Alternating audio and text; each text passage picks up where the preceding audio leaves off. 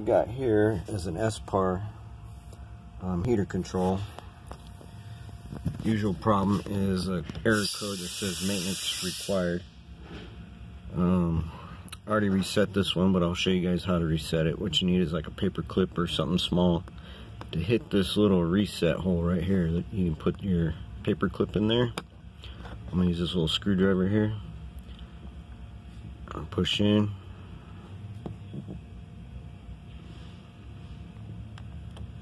You'll see the screen go blank. Take it out. You'll hold the power button down. While you do this, you will be in maintenance mode. This is after the error code, maintenance required. Usually it's an hour runtime reset. So it's going to do your memory test, your diagnostic test. Don't need the diagnostics.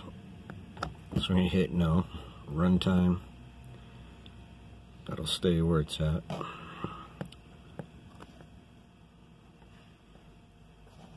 Let that go through. It's set for 1,000 hours, and then the maintenance thing will come back on. Change settings, no, and there you go. Your heater will work. I'll turn the temperature up.